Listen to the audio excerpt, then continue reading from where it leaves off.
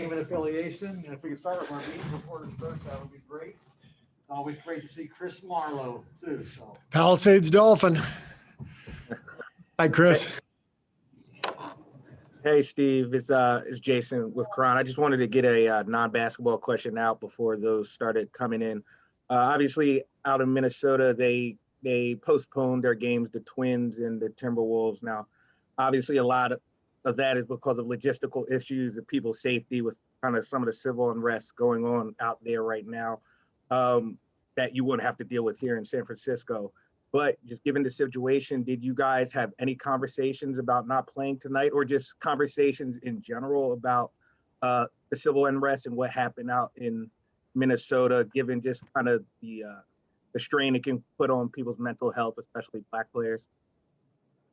Yeah, we didn't have any conversations about postponing our game tonight. I heard the news this morning after shoot-around, and did not surprise me, that the Twins and Timberwolves postponed their games, given that the Derek Chauvin trial just happened last week, and just how fragile everything is there in Minneapolis.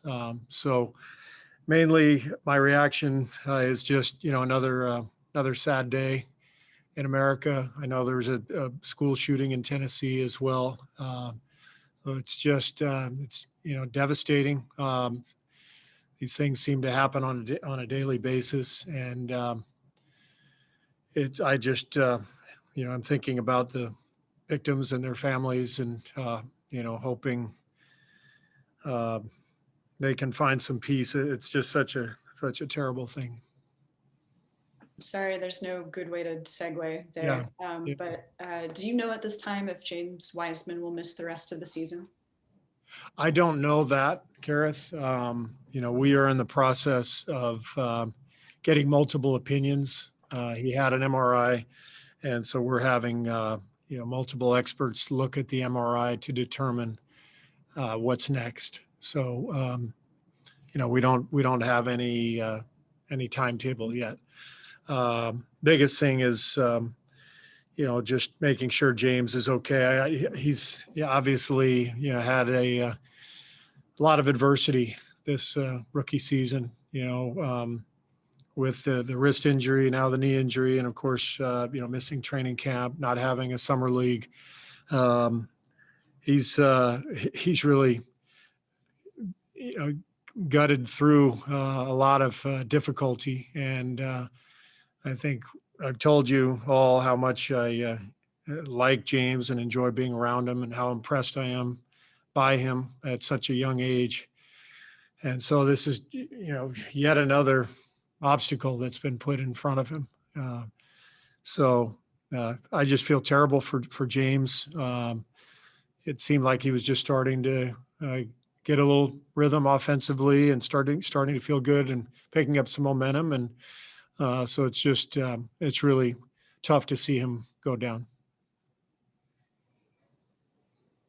Do you know right now, is it a partial tear? Is it a full tear? Is he looking at surgery as you get these other opinions? Yeah, all of that will be determined by the experts. And we're in the process of gathering information from multiple doctors, multiple experts. So as soon as we have anything, we'll release that to you guys. I assume Chauvin will start at center. Yeah, Campazzo will start. Would you guys feel the need at any point, depending on Wiseman's, timetable here, to maybe add somebody to the front court? Yeah, we're obviously very thin in the front court, so that's something that we will be looking at as we go forward, and once we get word on what James's prognosis is. Coach, it's Leonardo Torres from Peru. Hope you're well. Coach, how do you slow down an MVP candidate like Nikola Jokic? Well, maybe the question should be, how do we speed him up? I mean, he plays at his own pace, and while he may not be, blazing out there, he just does anything he wants, and that's what makes him such a remarkable player. He has the skill and the brain and the feel, the timing, whatever it is, that all the great ones have. He's got it, and he seems to be a step ahead of everybody else on the floor. So he's a handful. He's an amazing player. I love watching him. And we'll try to do everything we can to take him out of his rhythm and to try to take Denver out of their rhythm, which is very difficult to do. But yeah, we'll try hard. And what are your thoughts on Facundo Campazzo? I'm a huge fan of Facundo's. I got to know him not on a personal level, but as a player in the World Cup 2 summers ago when I was coaching with Team USA. And so I had a chance to watch him play with Argentina, and just an electric player, personality, brings so much to the game competitively. And he's got a brilliant basketball mind, so he's out there doing everything to help his team win. He just makes winning plays. So I'm a big fan. What's the latest on Kelly? I know he's not playing tonight, but just how's the wrist looking? I'm sorry, Anthony. I didn't. What's the latest on Kelly Oubre? Yeah, he remains day to day. I talked to him today. He said he's feeling better, and so I don't think this will be a long absence, but we'll just continue to say day to day. Hey, Steve, Mark Medina here with USA Today. I hope you're hanging in there. I know the game's obviously changed, but what do you make of this stat that there hasn't been a center that won the MVP award since Shaq in 2000, and maybe Embiid or Nikola could end this year? Yeah, well, that is kind of the way the game has been trending. We probably had a bunch of them in the 60s, 70s, and 80s, I would guess. But the game has moved out to the perimeter, and it's much more of a wing game these days. So guys like LeBron or Kevin Durant or even in the backcourt with Steph. I mean, it's really much more of a game that's centered on no pun intended on guards and wings. So I guess that stat makes sense. Coach Chris Alvarez. Oh, go ahead, Mark. I was going to say, I mean, obviously Nikola and Embiid, they're really talented players, but where do you see the center position in today's game and how they can, still make an impact? Well, I think the standard centers, the guys who maybe aren't all-stars, but what you're looking for is, shot blocking and the vertical threat of the lob, because there's, everybody's running pick and roll and there's so much spacing with 3-point shooters. You really like to have a vertical threat as a lob catcher. And if you can find somebody who does that and protects the rim, then that's kind of, I think, the standard center's job these days.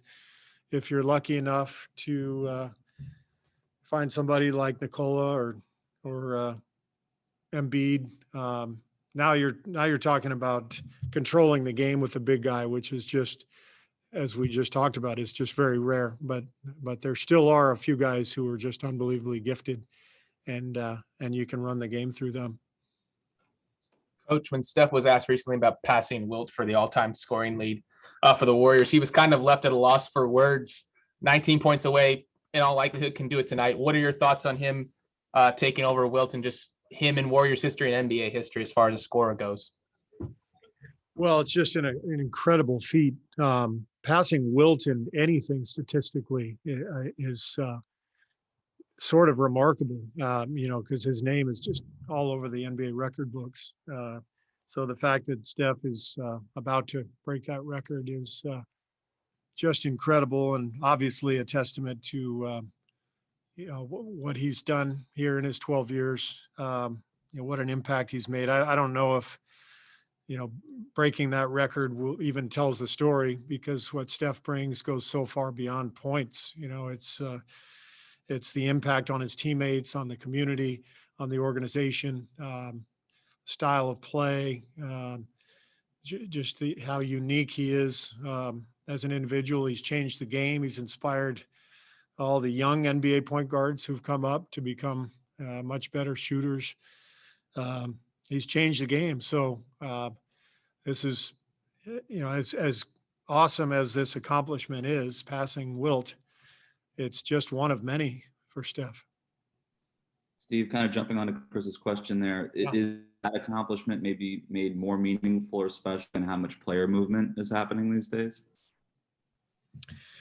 I think, and maybe Steph should be glad that Wilt was part of the player movement. Otherwise, he never would have passed Wilt. No,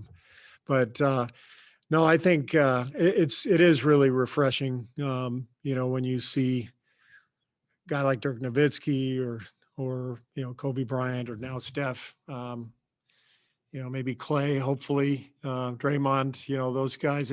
When you see players with one franchise for their entire careers, it's really special. When you play in Dallas now, if you look on the floor, there's a silhouette of Dirk shooting his signature fadeaway on each end of the floor. And I love that. I thought it was a really great idea from the Mavericks. It's such a great way to sort of honor Dirk and remember his legacy. And I imagine there'll be something like that here. Maybe a picture of Steph like holding his mouthpiece or something. Hey, Steve, I'm sorry if this is overkill, but can you please confirm that it is a meniscus injury for Wiseman? It is a meniscus injury, yes. Thank you. Will he be in the building tonight? He's here now. So he was here at shoot around, and he's in the weight room lifting right now. How generally is he handling it, number one? And you mentioned it there, like, sounds like he can still do some type of activity if he's lifting weights, right? Yeah, I mean, he's in really good spirits. As I mentioned earlier, I mean, he's just been through an awful lot this season, and he has a really good way about him, and he's at minimum putting up a good front, but I know he's really crushed, but he's hanging in there. And he can do some type of activity, it sounds like. Yeah, I think he's doing upper body lifting today.